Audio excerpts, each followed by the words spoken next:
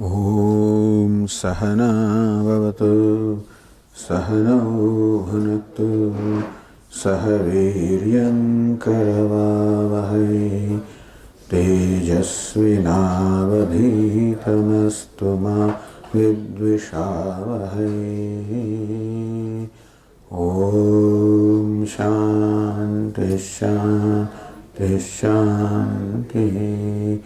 Om Purnamada Purnamidam Purnat Purnamudachyate Purnasya Purnamada Purnamevavashishyate. Om Shanti Shanti Shanti. Om Apyayantu Mamangani Vak pranaschakshushrotramatho balamindriyani cha sarvani sarvam brahma upanishadam maham brahma nirakuryam mama brahma nirakarod anirakaranamastva nirakaranam me astu. Tadatmani nirde yaupanishatsu dharmaste mai santu te mai santu. Om Shanti Shanti Shanti. Shruti Smriti Purananam Alayam Karunalayam Namami Bhagavat Padam Shankaram Lokashankaram Shankaram Shankaracharyam Madarayanam Sutra Bhashya Krutau Vande Bhagavantau Punah Punah Ishvaro Gururatmedi Murti Bheda Vibhagine Vyomavadvyaptadehaya Dakshinamurtaye Namaha. Om Ityetadaksharamudgitamupasita Om Iti Hyudgayate Tasyopavyakyanam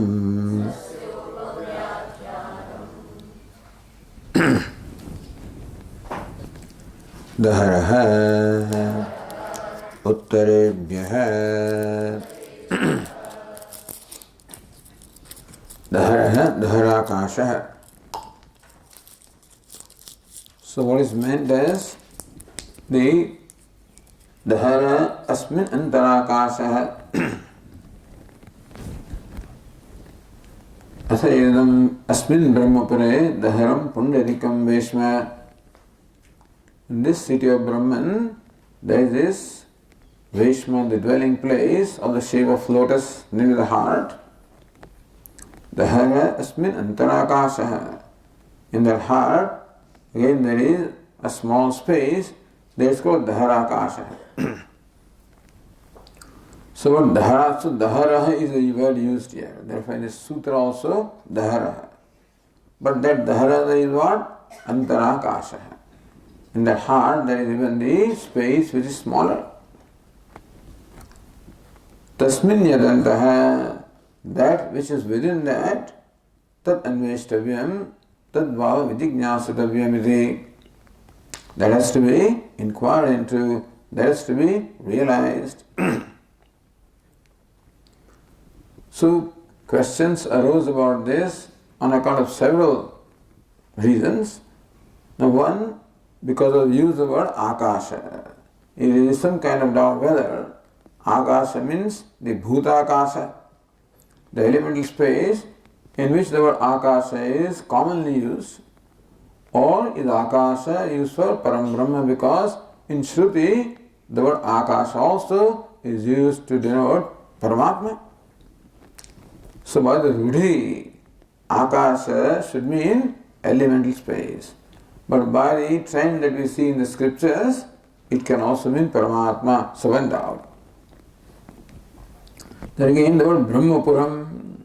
Sasmin Brahmapure. Brahmanaha Puram Brahmapuram. The city of Brahman. So whether is it the city of Brahman or is it the city of Jivatma?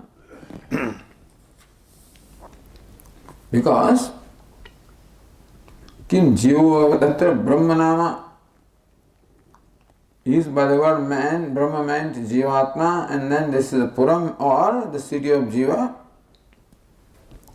If you take the secondary meaning, Gauna, or the Aupacharik meaning of the word Brahma, then it can in some way also mean Jivatma. In a figurative sense, that word Brahman can be in some way interpreted as Jivatma also. Therefore, the doubt whether the word Brahman here is in the sense of Jivatma, or of course, the primary meaning of the word Brahma is Paramatma. So, is this a city of Jivatma or Paramatma? So, these are the doubts here. And so, Dhara Akasha kim Bhutakasha athva Vijnanatma athva Paramatma. Dhara Akasha is elemental space, is it Jivatma or Paramatma? So, this is what the ultimate doubt is. From the use of the word Akasha and the word Brahmapuri, Brahmapuram, this doubt arises. Whether the Harakasha which is to be meditated upon is elemental space, which is what we to meditate upon, or is it Jivatma upon whom we should meditate, or is it Paramatma upon whom we should meditate? Over and above this, one more doubt also Kalpya, we have to imagine that it is there, although not stated here. Atra Akasha Jignasa Tadantastham Vayate. Is Dharakasha to be meditated upon or Tasmin Yadantaha? So Tasmin Yadantaha, that which is within that is to be inquired into and realized. So that which is within that. So within what? Is it within the heart? In that case it means Dharakasha. If it means Akasha, Dharakasha, then that means that which is within the Harakasha. So this Tasmin Yadantaha, it also raises this doubt, further doubt, whether it is the Harakasha which the Upanishad presents as what is to be meditated upon, or is it something within that Harakasha which is meant to be meditated upon. So now when these doubts are there, the Purva Pakshi makes a choice. Tatra Akasha Sabdasya Bhutakashe Rudatvat. Since the word Akasha is Rudatvat, commonly used in the sense of elemental space. Bhutakasheva Dhar Shabda iti Praptam. So word Akasha immediately creates in us the idea of elemental space, and therefore if Dhara Akasha is to be meditated upon, that means that it is elemental space which is within the heart that is to be meditated upon. Then he asks questions. Then Bhuta Akashasya Alpatvam Katham. So Dhara Akasha, small space. If space means elemental space, how can it be small? Because it is vast. So Hriday Apekshaya Alpatvam. Tasya Dharatana Apekshaya Aldharatvam. Space itself is not small, but since the space is located in the heart, which is the lotus shape, is abode of that space there, and that heart is small, therefore you can say that space also is small. Second question was that Ubhayasmin, so ekasya upamanatvam upayamayatvam te katham. As we saw, Yavanva Ayamakasha.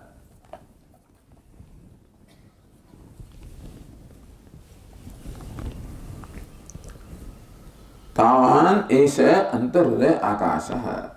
The next sentence says in the Upanishad. Yavan vai ayam akasha. This akasha, element space, as vast as it is in magnitude, so also in magnitude is the space within the heart.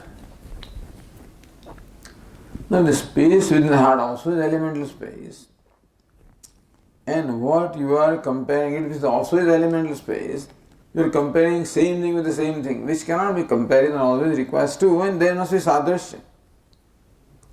You give an illustration to explain something where there is sadrishya or similarity between the two, not identity. If you interpret the word akasha as the bhuta akasha, elemental space, so dhara akasha, elemental space, then you are comparing the saying yavan vai ayam akasha, tavan is antarudaya akasha. So this elemental space is as vast. So the Haraka as vast as elemental space, but there is already element, so elemental space is as vast as elemental space. That's what it amounts to saying, which it cannot be. So how will you explain? Says Bhashya Bhyantara Bhavakrata Bhedasya.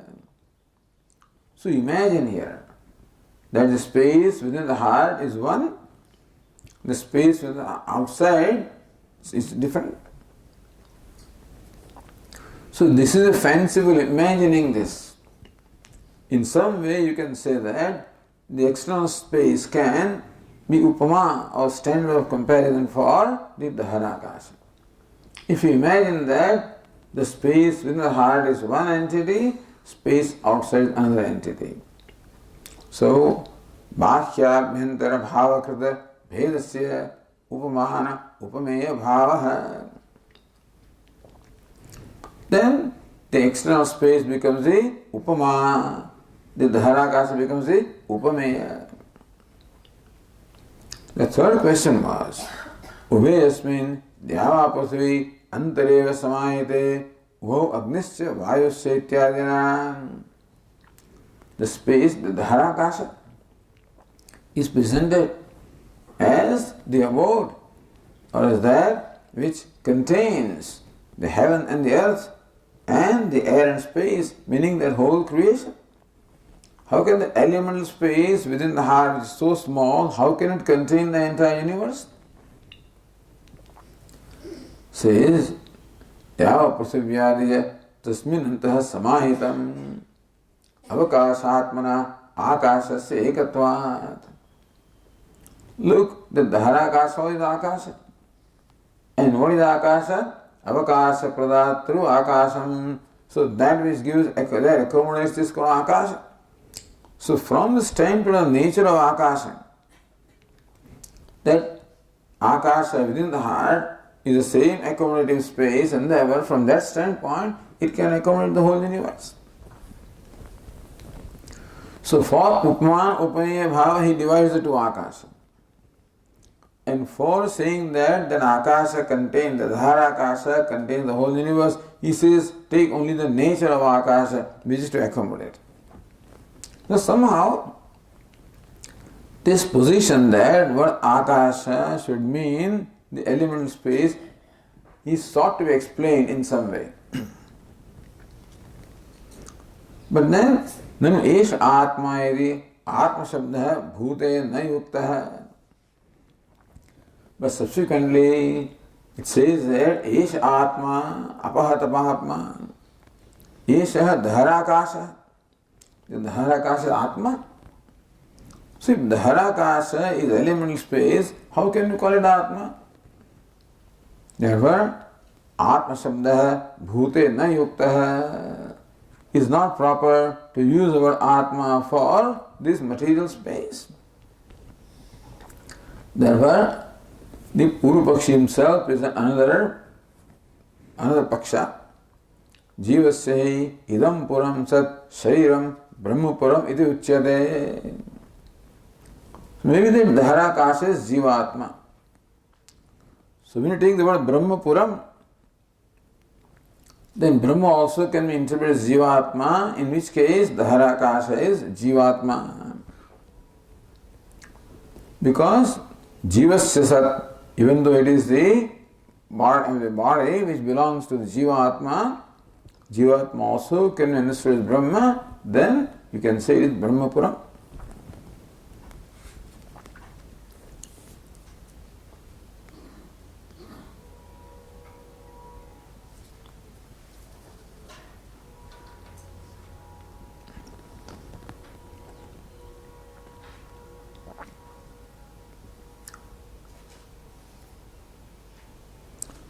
So Brahma Shabdasya Amukhyatvat Jive Tat Shabdat. So Brahma Shabdasya Amukhyatvat Jive. No, somewhere the word Brahman may be used for Jiva, but not commonly. So when somebody utters the word Brahma, the idea of Jiva never occurs in our mind. But Tasmin Jhatiti Buddhiste. So when Brahmapuram, when Shruti says, immediately the word Brahma creates the idea of Brahman, Param Brahma. Kuto Jivoktihi, then what basis you say that Brahma should mean Jiva? Pura Sambandhasya Tatreva, because Brahmanaha Puram Brahmapuram. This is the city of Brahma. But then this city, that is body, can be only be owned by or possessed by or is connected with only Jivatma, not Param Brahma. Therefore, Jiva Saidam Puram. This Brahmapuram should mean Jivatma, the Dharakasha also should mean Jivatma. Then Jiva is to be meditated upon. So how do you say that? Tasavi Tasmin Upadike Katham Brahmapadam Tasya Purana Kas Sambandha. What relationship Jivatma has with his body? Tasya Swakarmana Upajitatvat, because the body has been acquired by the Jiva as a result of his own karma. But even then, Tathavi Tasmin Upadike Katham Brahmapadam. Suppose the body is connected with Jiva. But for Jiva, now who performs karma? See, Jiva as Satchidananda cannot perform karma. So when you say this body is acquired as a result of the karma of the Jiva, that only means a karta bhokta Jiva. Aupadikam. So therefore, Aupadike Katham Brahmapadam. So Jiva is consciousness as conditioned by this body-mind sense complex. How can that conditioned consciousness be called Brahma? So he said, Bhaktya chatasya Brahma Shabda Vachyatvam.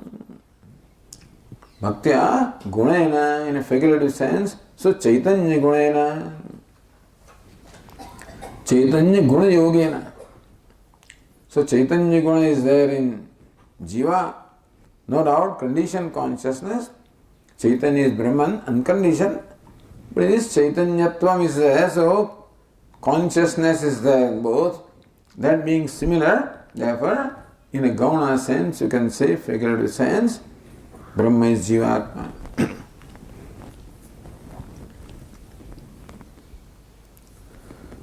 But then, so word Brahma can mean Param Brahma in Mukhya, primary sense, Jiva in this secondary sense. Why do you take secondary sense? Why do you take primary sense? Because nahi parasya brahmana sharirena swaswami bhava sambandha asti. Param Brahma cannot have this swaswami bhava. Swa, what you possess. Swami, the possessor. So Param Brahma cannot have the relationship owner and owned with reference to this body. For Param Brahma, the whole universe is the same. So there is no specific relation with this body other than Karana and Karya. Brahma is Karanam, Upadana Karanam for the whole universe. And it's the Upadana Karanam for this body also. In that sense, there is a relationship, but that same relation exists everywhere. So this body can be called Brahma, the whole universe should be called Brahmapuram. Therefore, and the Jiva Atma has this sambandha. Therefore, it is proper that Brahma should be here, Jiva. So, asadharanyan vyapadeshat karmajitam shariram. As we said yesterday, vyapadesha, a designation should only reflect the uniqueness of a thing that is designated, and not the general aspect. And so this can be called clay, this object can be called clay. We designate it as a part which distinguishes from other things. So you always describe something in a manner that it distinguishes and enables you to see what it is. Similarly also, Brahman, Brahmapuram. So Brahma must be described, that Puram must be such that it is uncommon. If Brahman is the cause, Upadana Karanam, and Shariram is the Karyam, therefore it is Brahmanapuram, then that's a Samanya thing, because the whole universe is the effect of Brahman. Therefore, what is unique about this body? That it is acquired by the karma of the Jiva, so it is a specific relation with the Jiva. And Brahmapuram should mean the city of Jivatma.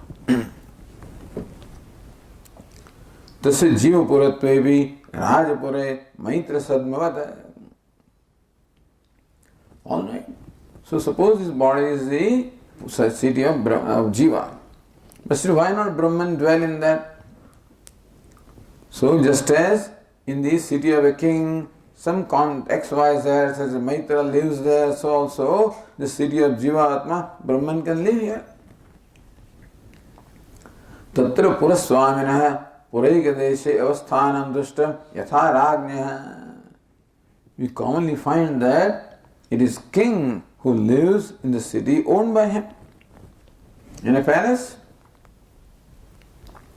And therefore, Veshmana Khalu Adharasya Adhyapekshayam Puraswamina Adhayena Sambandhat Nanyapeksha ityartah. Veshmana Khalu, Veshma is dwelling place. So lotus of the heart is described as dwelling place. A dwelling place always requires an indweller. Something can be called dwelling place provided an indweller. So, Adhaya Apeksha Puraswamina Adhena Sambandhat. Immediately what comes to your mind is this city of Brahman, a city of Jiva. And so Jiva must be the indweller and not somebody else, Brahman. Therefore, Nanyapeksha. As long as Jiva can be explained indweller of this body, you should not bring somebody else. So that Jiva can be indweller of this body is very satisfactory. So we don't go for another explanation. Okay, on the page 228 now, continuing. Says Anandagiri, second line, Vyapina, not Bhashya Ratna Prabha. Vyapina antastatvam kathamityaha. All right. Tasmin yadantah. So, Tasmin means in the lotus of the heart, what is inside within that lotus. So, Daharam Pundarikam Veshma, Dahar Asmin Antarakasha. Lotus like in the dwelling place is there is a heart, within the heart there is the Daharakasha. Daharakasha is Jiva, then how can Jiva be within heart? So Vyapinah antastatvam katham.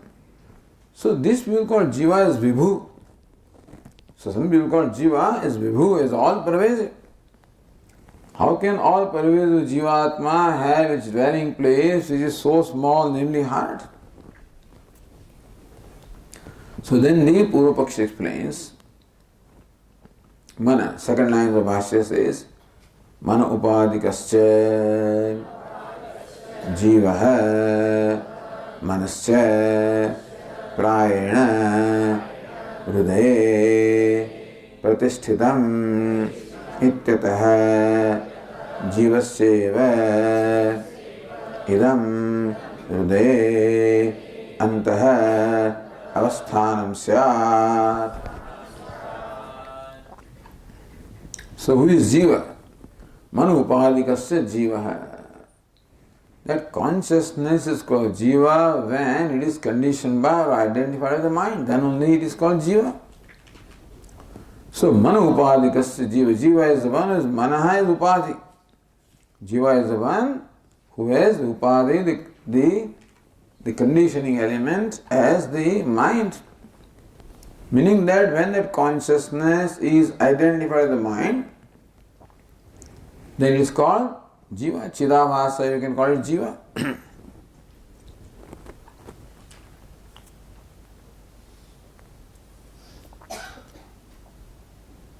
So Anandagiri said, jivasya dehena vishesh sambandhepi hridayena tat abhavat. So jiva has a special relationship with the body because this body is acquired by the karma of jivatma, alright. But hridayena tad abhavat. But how is jiva related to hridaya or the heart? And so how do you say the heart is the dwelling place of jiva? So say manaha manu upadikasya jiva. Jiva is the consciousness identified with the mind. Alright? Tasyavi chanchalatvat nurdena asadharanyam. But the mind also pervades the entire body. Chanchalatvat, because it is unsteady. So it is here and there and everywhere. When I am speaking right now, the mind is behind the organ of speech. When you are listening intently, then the mind is behind the organ of hearing and so forth. So mind is unsteady, it isn't in one place. How is the mind is in the heart? Says manascha prayena hridaya pratishtitam. And mind also generally pratishtitam has its pratishtha or abode or established in the heart. So Yoga Shastra presents heart as the golaka or the abode of the mind.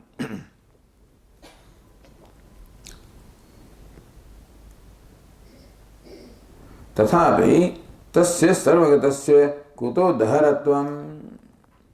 Okay, now atah jivasya vedam dhare antaravasthanam sad. Therefore, it is consciousness identified with the mind, and the mind has a special place in the heart.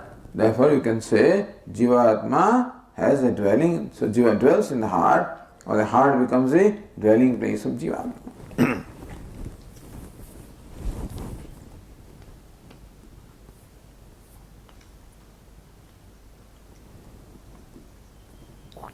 Tathapi tasya sarvagatasya kuto dharatvam. Alright, suppose we can say that the heart becomes the dwelling place of the jiva, has a specific expression there. Still, how jiva, who is sarvagata, vibhu or vyapaka, how can it be small? So next sentence is dharatvam api tasyeva aragra upamitatvat avakalpate. So sometimes jiva also is described as what? As aragra, tip of the goading stick.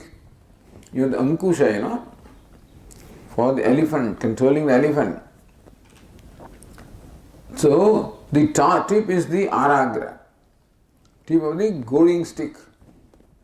So Shvetasvatara Upanishad describes Atma as minute as the tip of the goading stick. So it is minute. And therefore, from that standpoint, it is small. And therefore, the harakasha, the hara or the small also can be used for Jivatma. Alright. The haratatva devatari na akasha upamitatvat. Alright. So jiva is dahara or small, then how do you call it akasha? Then how is it compared with akasha? Yavan ayam akasha tavan esha antardaya akasha. The small jiva, how can it be now equated to akasha, compared to akasha? And how can it be called dahara akasha, akasha also? So says,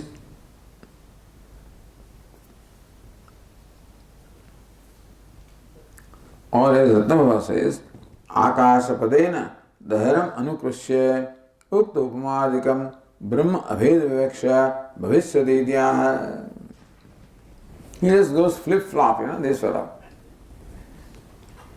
And now says, Akashapadena daharam anukrishya daharakasha. So by the word akasha, you mean daharakasha. Upama ukta upamadikam brahma abheda vivaksha bhavishyati. Yavano ayam akasha tavani santardaya akasha. That upamanam, that vastness, that in as much as jiva ultimately is Brahman, then from that standpoint jiva can be called vast, like space.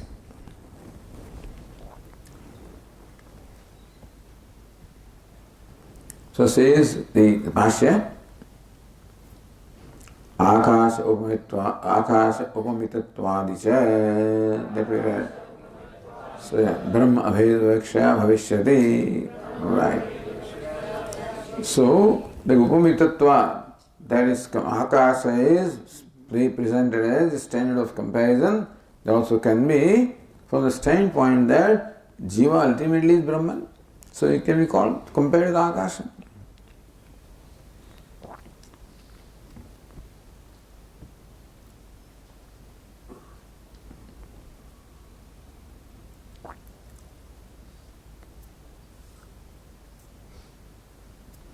Says yad bhavam apeksha etat kalpyate tadev brahma akasarna laghava. Yad bhavam apeksha. So the answer was that Brahma abheda vivaksha. So Brahma bhava vivaksha. From the standpoint that jiva is ultimately Brahma, therefore word jiva is akasha. But yad bhava apeksha etat kalpyate. That you are imagining that jiva is akasha, as vast as space, because ultimately is Brahman. Then why do you call it Brahman? Why don't you call it Brahman? So why do you go other way around? Because Brahman is already vast, and therefore it can properly be compared with akasha. So you say jiva is like akasha, because ultimately is Brahman. So yad bhavam apeksha edat kalpyate tadeva brahma akasha sarnam laghavat. Because now we have to go two steps. For comparing Jivatma with Akasha, you must first equate Jivatma with Brahma, and then Brahma is comparable to Akasha. Therefore, Jivatma is comparable to Akasha. Two steps. Instead of that, if Brahman is Param Brahma, then Brahma is like as vast as Akasha. So you need one step, it's called Laghava. So fewer the variables, more correct the approach is. Fewer the steps. That is Gaurava. Requires more imagination. Here, less. Therefore, why don't you interpret Brahman as Brahman? So says the Purvapakshi. Now he changes around. Nachatra daharasya akashasya anveshyatvam vijignasitatvam cha shuyate tasmin yadantaha iti paravisheshanattvena upadanat iti. Nachatra daharasya akara is said, but akashasya. Daharasya akashasya anveshyatvam vijignasitatvam Shruyate. Understand that now Purvapakshi says, Shruti is not saying that it is Dharakasha which is to be Anveshtabhya, meaning inquired into, Vijignastabhya, realized, but Tasmin Yadanta. So now if Tasmin is Dharakasha, then what is within Dharakasha is presented by Shruti as to be realized, meditated upon. So Nachatra Dharakashasya Anveshyatvam Vijignasitattvam yet Sushruyate. Dharaka is not presented as Anveshya or Vijignasitavya. Then Tasmin Antah. Iti Paravisheshanatvam Upadanam. So what is within the Harakasha is to be meditated upon. So Paravisheshanatvam, what is that? Go to Ratnaprabha. Again, nanu jivasya akasha padarthatvam ayuktamiti asankya tari bhuta akasheva dharastu. All right. We said this is all too far-fetched. That jiva is equal to akasha. All right. Jivasya akasha pada ayuktam.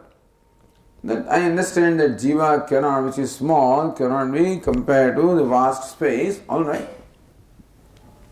Then he comes back to the old position. Bhuta akash eva dharastu. First position was akasha is elemental space. But since the atma is used there, he said maybe it is jiva. But since jiva cannot be compared with akasha, he says go back to akasha. That dharakasha is indeed elemental space.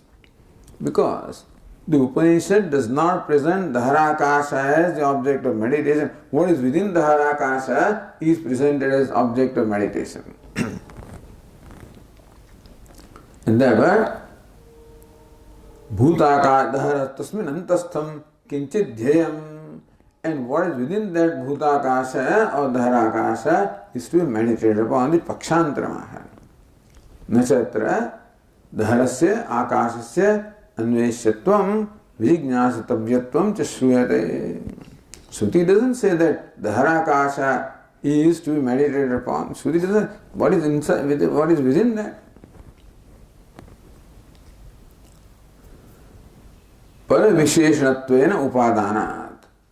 What does it say? Anandagiri param antastham vastu. So anveshyatvam vijñāsitavyatvam applies to what? What is within the harakasha? Therefore, so paravisheshanattvena upadanat. The anveshanam and vijñāsa is for what is within that space. So it's connected there and not with the dharakasha. So para means antastham vastu. The anveshanam and vijñāsa is for the what is within that dharakasha. Tad visheshanattvena adharatvena dharakasasya tat shabdena upadana. Tad visheshanattvena adharatvena. So dharakasha is presented as what? The adhara of what is to be inquired into. Dharakasasya tat shabdena upadana. So tasmin tat shabdena. By the way, tasmin dadantah. So tasmin is what? Adhikarana saptami. So dharakasha becomes the adhikarana or adhara. And what is within that is adhaya, namely whatever it is. So whatever is within the element dharakasha is to be meditated upon. So tat shabdena upadana. Tat shabd is what? Tasmin. Is what? Is the tasmin is the seventh case, adhikarana saptami, which is adhara. So tasmin means what is contained or what obtains within that space is to be meditated upon, is to be realized. Therefore, anveshanam and vijñāsitavyam is meant for what is within that dharakasha. We go to Nyaya Paravisheshanatvam paro dharakasha upadanat tasminiti. So he explains differently. Paravisheshanatvam upadanat. So para is dharakasha and upadanat tasminiti saptamyam tat shabdena. So tasmin is dharakasha in short. And so what is within dharakasha is to be meditated upon. Yadva para shabda antastha vastu vishaya or para. So in that expression para visheshanattvena. What is para visheshanattvena? So para can mean dharakasha and tasmin is visheshan of dharakasha. So para visheshan. Or para can mean antastham vastu, what is within the dharakasha.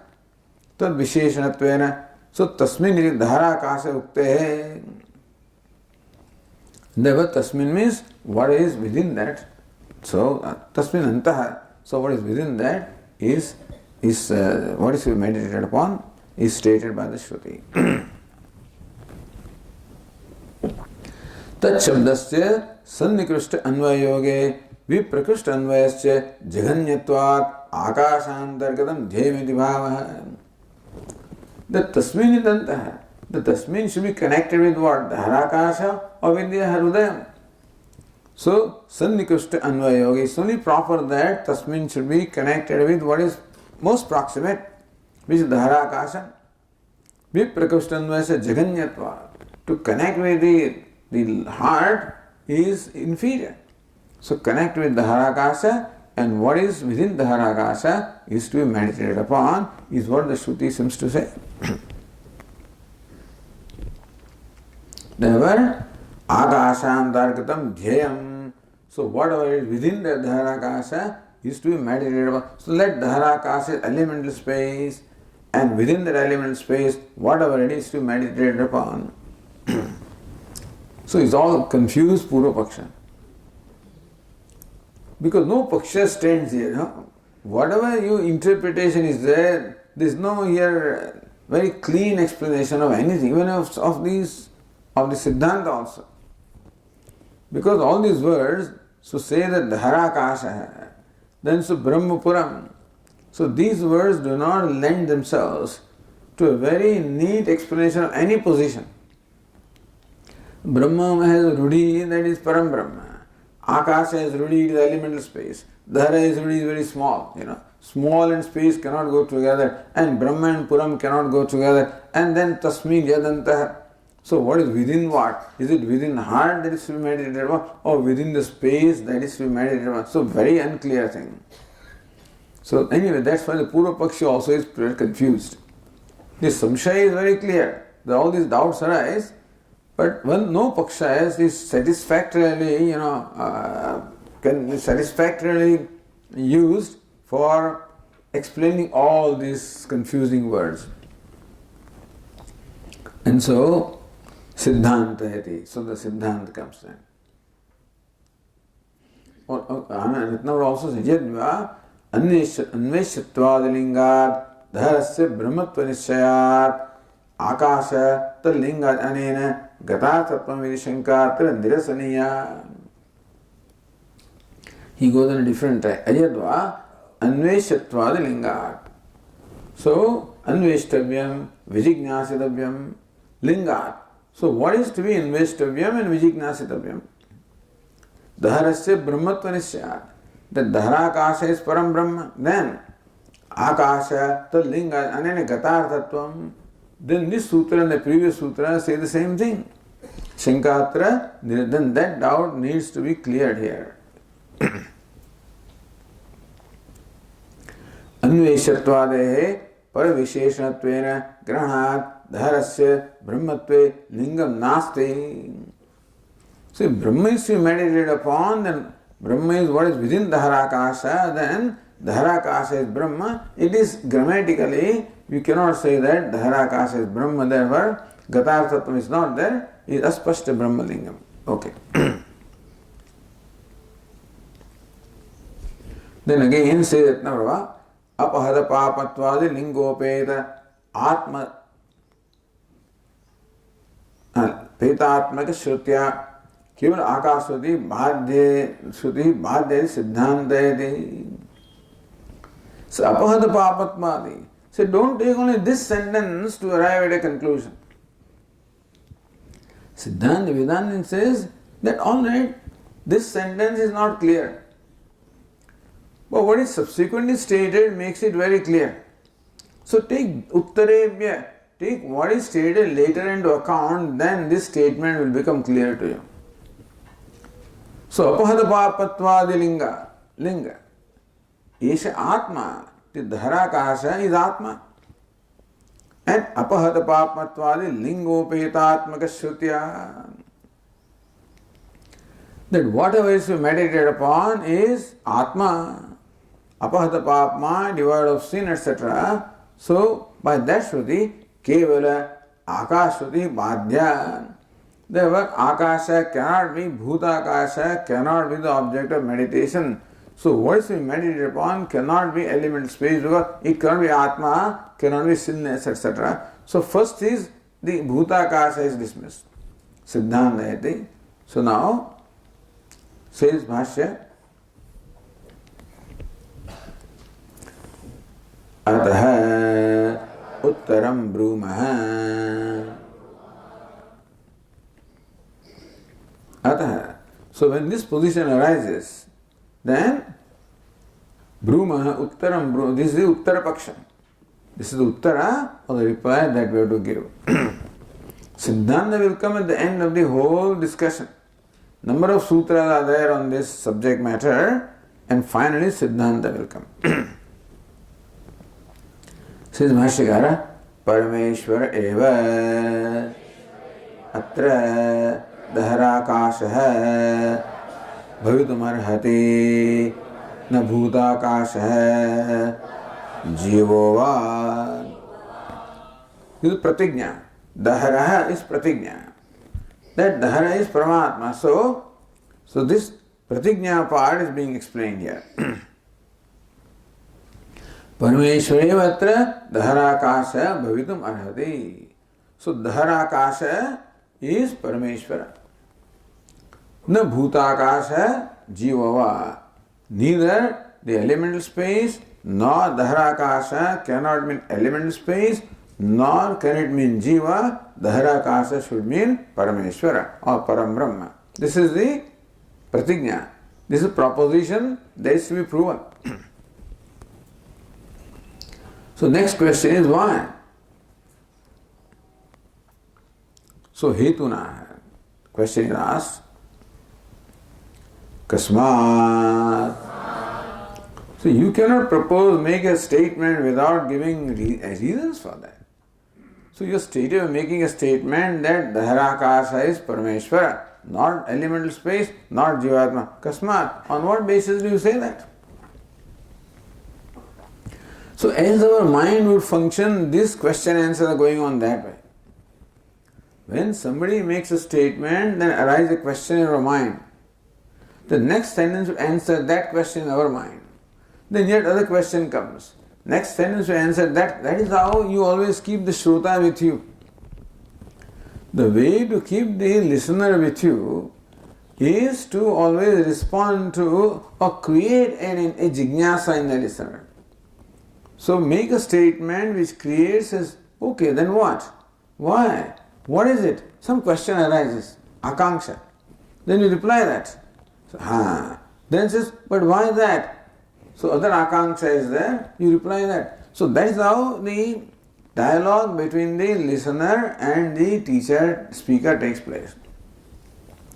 Even though the listener is not overtly saying anything, but in his mind, because the speaker, the teacher, plants an idea, therefore, if the listener is listening with a view of learning, then a question will arise in his mind. Why? What? What's the reason? What next? What further? Whatever. This expectancy will arise. And then you satisfy that expectancy. The new expectancy arises. And that is how you always hold that listener, teacher always holds him with him.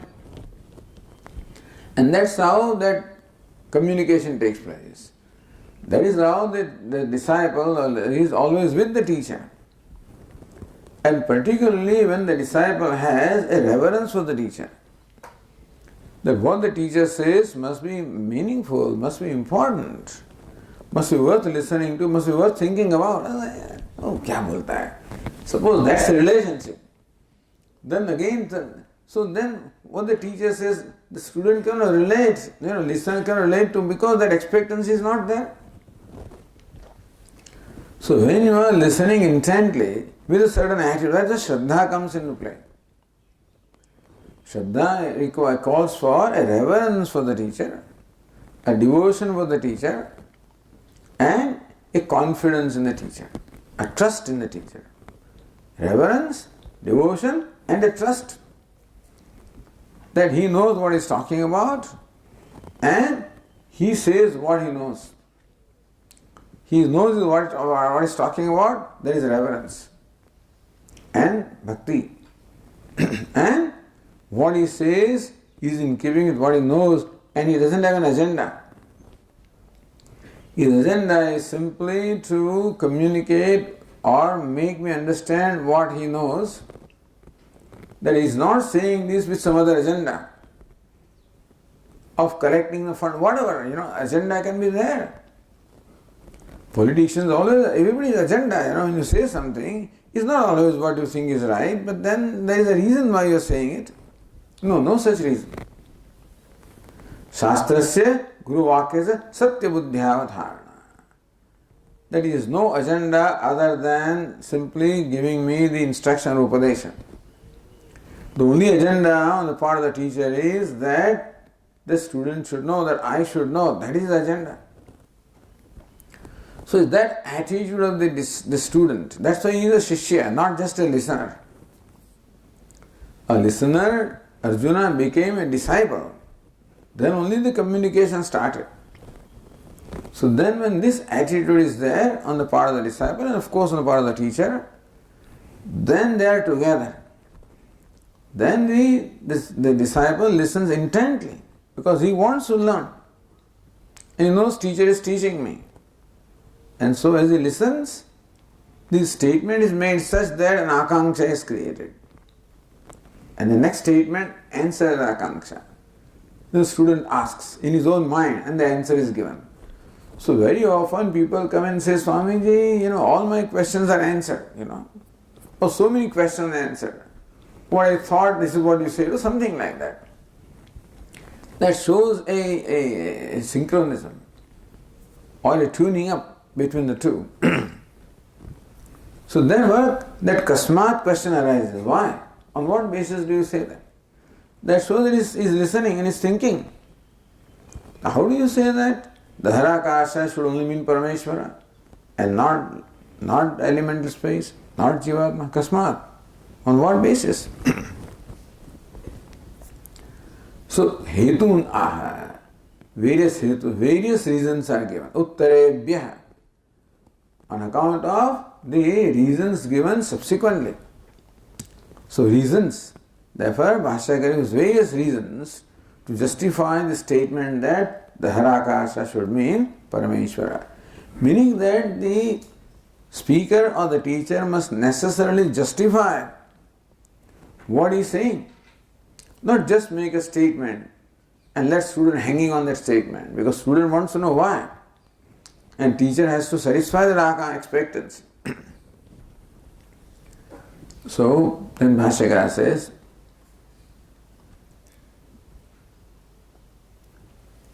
Uttarebhyah. So that comes from the sutra. Vakya sheshagatebhyah hetubhyah. So uttarebhyah hetubhyah. Hetum is the reasons. Reasons that are provided subsequently. Vakya sheshagatebhyah. So Siddhanta Vedantin says that to arrive at the nischaya, to arrive at understanding of what the statement says, we should also take into account what it says subsequently.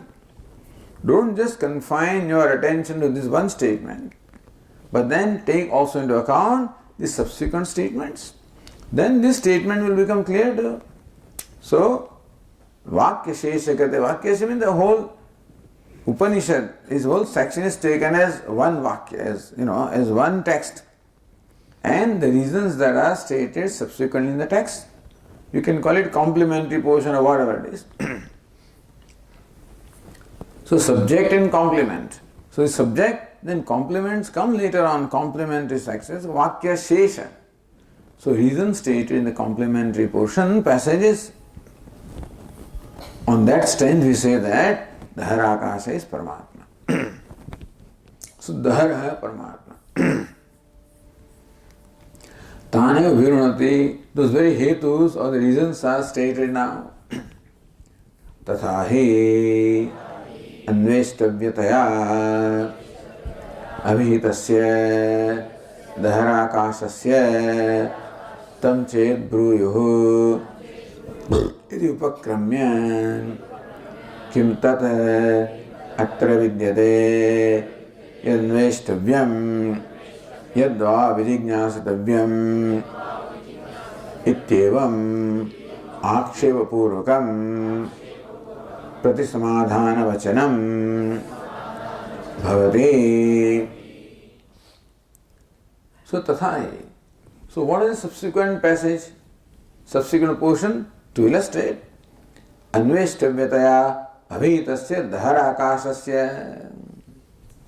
And so tam अन्वेष्टव्यम तद्वा विजिज्ञासितव्यम. So दहराकाश is presented as अन्वेष्टव्यम. So what is to be inquired into? Vijignasitavyam, what is to be known or realized? Dharakashasya. Then the passage continues. So tam chet bruyuhu. The next question came. Tam chet bruyuhu. Yadimasmin brahmapure dharam pundarikam veshma dharosmin antarakasha. So Venerable Sir, you said that in this Brahmapura there is a dwelling place of the shape of the lotus. Within that there is a space called Dharakasha. Tasmin yadantah tad anveshtavyam. What is within that has to be investigated. So what is within the heart, if Dharakasha is to be inquired into, then kim tadatra vidyate yad anveshtavyam. What can possibly be there in that heart? You say that what is in that heart, Dharakasha, is to be known, meditated upon. What can possibly be there in that small little space, lotus space? Kim tatra vidyate yad anveshtavyam yad va vijignasitavyam. Which is to be inquired into, which is meditated upon, which is to be realized. What can there be there? So that is how it is aksheva purvakam. Aksheva. What is aksheva? Akshevasya, akashasya, aksheva purvakam. So the Dharakasha is questioned. So what is that Dharakasha? In fact, the explanation is sought. Tam chet bruyu, because this statement the teacher made, Yadim asmin brahmapare dharam pundarikam veshma. So that created questions in the mind of students. So what is presented as to it? So to vijignasatavyam, anveshtavyam. What can possibly be there in that small little space, within the heart, which is to be inquired into, which is to be realized? I mean, if we don't think there is anything there, or as Bhashyakara said, if something like a berry fruit is there, then also what is the big deal about it? So if there is some small, minute entity is there, then also how does it deserve to be inquired into, realized, meditated upon? What can it be? So the students say that we do not think there is anything either, or if there is something, it's not worthwhile. So that was the question. So aksheva purvakam. So therefore there was an objection raised by the disciples. Pratisamadhana vachanam. And then by way of answer, the teacher says, to answer their objection, or remove their objection, or refute their objection, says sabbruyat. Then says Bhashyakara, sabbruyat yavan vai ayam akashah tavan eshah antarudaya akashah ve asmin dyava prithvi antareva samahite ityadi.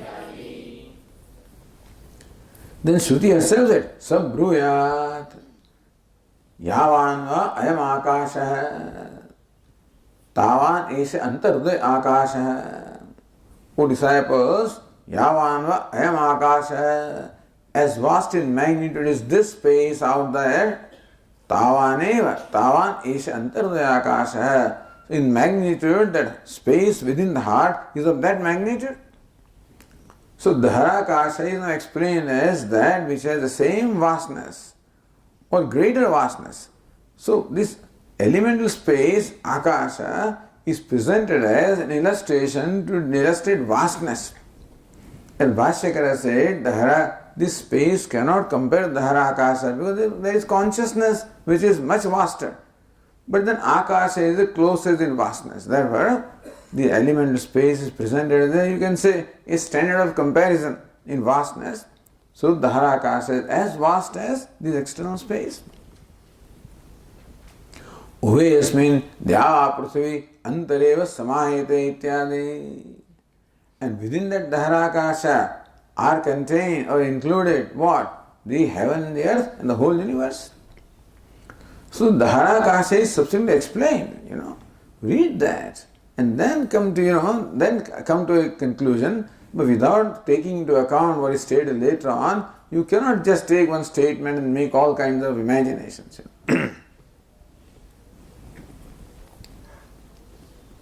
So it says Ratnava, tam acharyam prati yadi bruyuhu. In case the disciples raise an objection, Rudam evatad alpam. So says disciples, Rudam evatad alpam. Your heart itself is so small. Tatra akasha alpatarhaniti. And the space within that heart is even smaller. Kim tadatra alpe vidyate. What can be there in that small space? Yad vicharya gnayam. Which has to be anveshtavyam vicharya.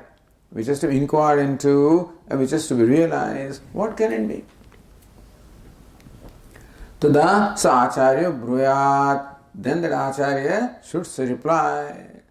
For what? Akashasya alpata nivrittim. Basically, the disciples' doubt arose because their heart is small in dimension and space within the heart is even smaller. So then the reply of the teacher is to remove the idea of smallness of Dharakasha. The reason why Dharakasha was compared to the space is not that it is like space, but it is not small. Dhara does not here mean small in dimension. Means sukshma, that's all, but not small in dimension. Therefore, Akashasya alpata nivrittim bruyat. The teacher should in fact reply such that the idea that the Dharakasha is small, that idea is removed. And they realize that even though the word Dhara means small, it is not small in dimension, and therefore Dharakasha is not small in dimension, it is as vast and contains the whole universe within it.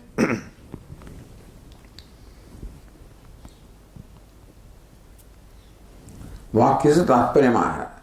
So what does that Vakya of the teacher mean? What is sabruyat? So what is that? What's the tatparya? Purport. Tatra iti. On the page 225, Tatra pundarika dharatvena prapta dharatvasya akashasya prasiddha akashopamyena dharatvam nivartayan bhutakashatvam dhaharasya akashasya nivartayate iti gamyate. Tatra pundarika dhaaratvena prapta dharatvasya akashasya. Since dharakasha is said to be within that lotus, and the lotus is small, therefore naturally one comes to, this is the idea that occurs, that the Dharakasha which is contained within that small lotus is small. So by smallness of the lotus, automatically the listeners believes that the space within that lotus also is small. So pundarika dharatvena prapta dharatvasya akashasya. And therefore the akasha within the lotus is naturally small. That's the idea conveyed. Prasiddha akasha aupamyena. By comparing that with the prasiddha well-known space which is vast, dharatvam nivartayan, so that smallness of the space within the heart is now removed by comparing with the vast space. Then bhuta akashatvam dharasya akashasya nivartayati. Understand that bhuta akasha, elemental space, is presented as the standard of comparison. And what is compared is not Dharakasha. Dharakasha is like this elemental space. So it's not elemental space. So that way, that Akasha can mean elemental space also is removed. That Akasha is small. That smallness is removed by comparing with this vast space. And the elemental aspect is removed by presenting vast space as a standard of comparison. And so therefore two things are done. The one is the Dharatvam is the idea of Dharatvam is removed. At the same time, the idea of the Bhuta means the materiality is also, that this is not a material space, is also removed. Or Bhashyakar explains that Acharya iti shesha nivartayati acharya nivartayati iti. Nanu आकाश शब्देन रूढ़्या भूताकाशस्य भानात् कथम तन निवृत्ति. But when you say Akasha, automatically it brings the idea of the elemental space. So then how the comparing with that elemental space removes the idea of Dhara Akasha not being elemental space. So says Yadyapi, Bhashyakara says, Yadyapi Akasha Shabdaha Bhutakaše Rudha Tathapi Tenaiva Tasya Upama Na Upapadyate Iti Bhutakasha Shanka Nivartita Bhavati. Yadyapi Akash Shabdaha Bhutakashe Rudha. It is true that the word Akasha commonly conveys the meaning of this elemental space or the material space.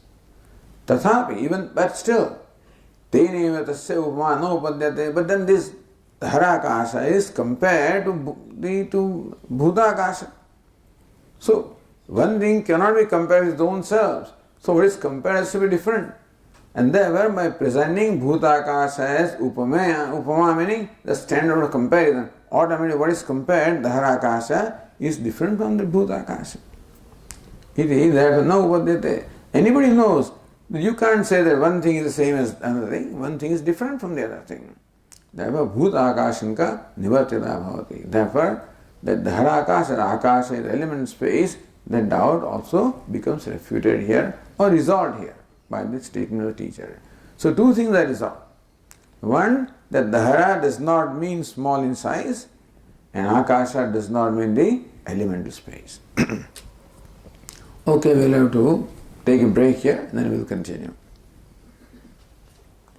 Om Purnamadah Purnamidam Purnat Purnamudachyate Purnasya Purnamadaya Purnamevavashishyate. Om Shanti Shanti Shanti. Shankaram Shankaracharyam Keshavam Badarayanam Sutra Bhashya Krutau Vande Bhagavantau Punah Punah Ishvaro Gururatmeri Murti Veda Vibhagine Vyomavad Vyapta Dehaya Dakshinamurtaye Namaha. Om Shanti Shanti Shanti. Hari Om. Shri Gurubhyo Namaha. Hari Om.